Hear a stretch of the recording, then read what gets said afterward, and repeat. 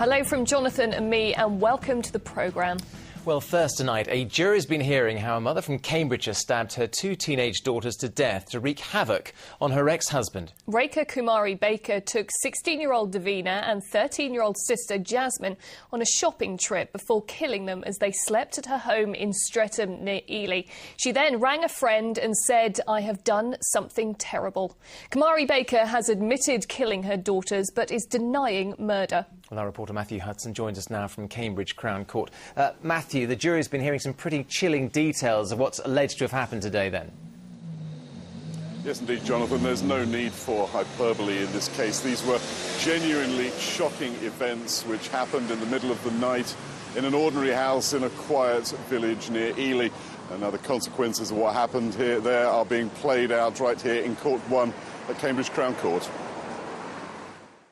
They died in their beds in frenzied attacks carried out by their own mother. 16-year-old Davina Baker was stabbed 39 times in the chest, back, arms and hands. Her 13-year-old sister Jasmine probably died before she could wake up. Their mother, Rekha Kumari Baker, then called a friend who was a special constable and told her what she'd done. Kumari Baker, who's 41, doesn't deny killing the girls at her home in Streatham near Ely in the early hours of June the 13th, 2007, but she denies 2 charges of murder, claiming instead diminished responsibility.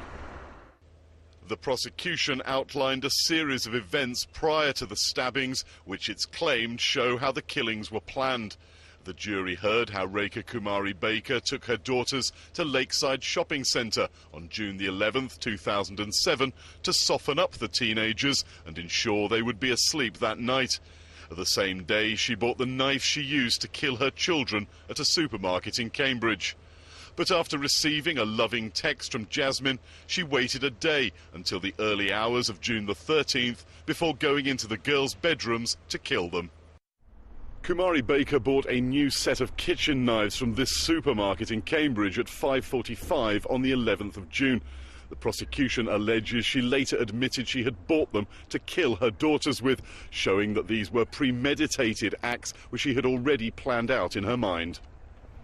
Special Constable Natalie Barford testified that Kumari Baker had called her and confessed to killing the girls, saying, "I've done something terrible, Natalie."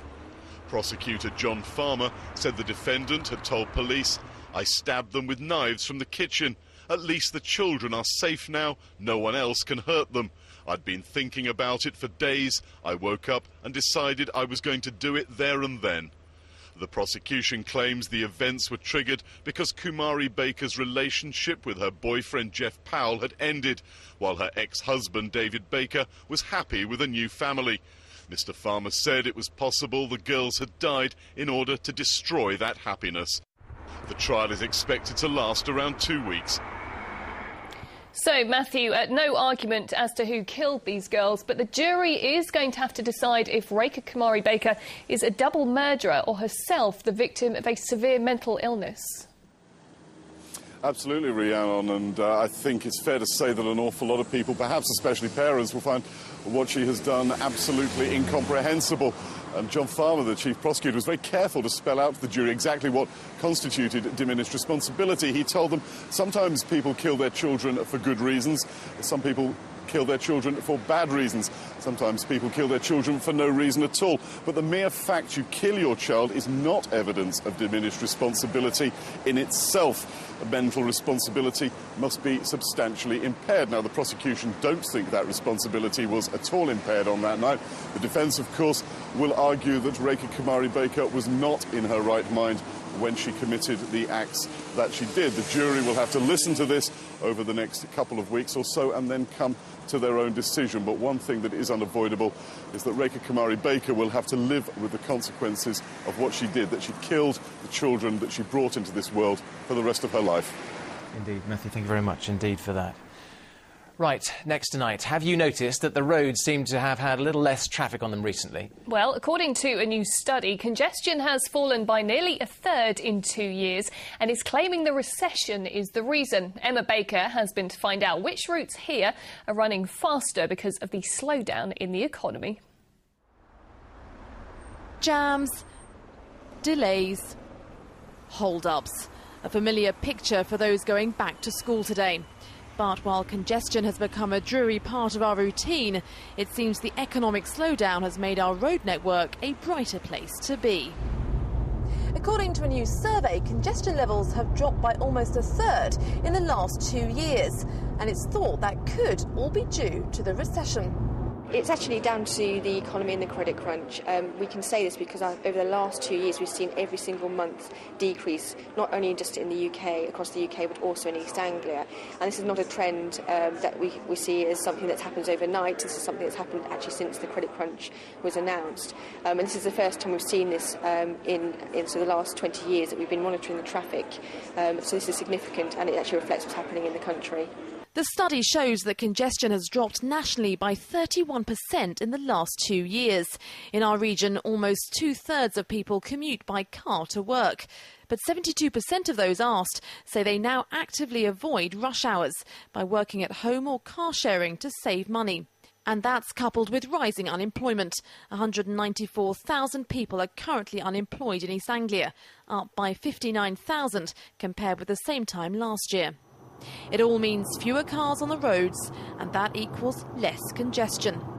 The survey also picked out some of the busiest routes in the country, among them this stretch of the A14 between Huntingdon and Cambridge.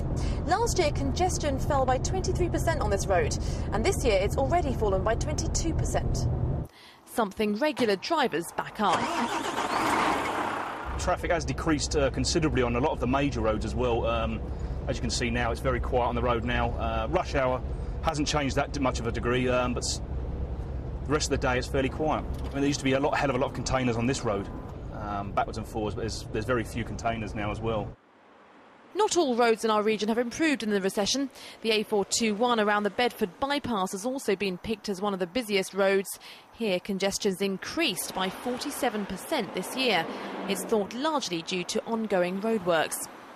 Despite the new figures, most drivers say they haven't noticed a difference. Still getting stuck in traffic for about 45 minutes from Northampton over to Norfolk. I wouldn't have noticed any difference. I do a lot round the M25 and on the A14, and they're still as busy as they've ever been, so no, there hasn't been cut at all. Yeah, I think there has been a cut in congestion. Yeah, we don't get so many hold-ups.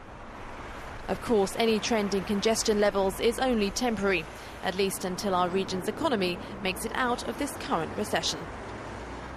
Well, let's get more from Emma right now then. Emma, let's get a little bit more closely about this report then. It seems to say, yes, that congestion is down, but if you look a bit more closely, it seems to say, actually, in some places, it's the same or even worse. It's actually up. Yes, absolutely, Jonathan. While this does show a drop in congestion overall, it also shows that at some points in the week there has been a rise in congestion. Now, that is actually being seen on Friday afternoons, Sunday afternoons and also Monday mornings. And it's thought that shows the increased trend in staycations, so more people staying at home and having weekends here in the UK rather than having their holidays abroad. And that's brought about more congestion during those weekend peak times. But does it also mean that people are less likely to commute by car to work now? Well, not necessarily. You may think so, but actually this is all to do with the recession, rising unemployment and, of course, rising motoring costs. But that, in turn, means people are more keen than ever to keep hold of their jobs. And actually this survey shows 67% of people who were asked in the East said they would be willing to travel double the distance than they are travelling at the moment, if need be, if that meant keeping their jobs. So it shows while people perhaps may be looking forward to slightly quieter roads over the next few months and perhaps years, they also do very much accept that this daily commute is still going to be part of their routine. Emma, thank you very much. Next tonight, an urgent talks are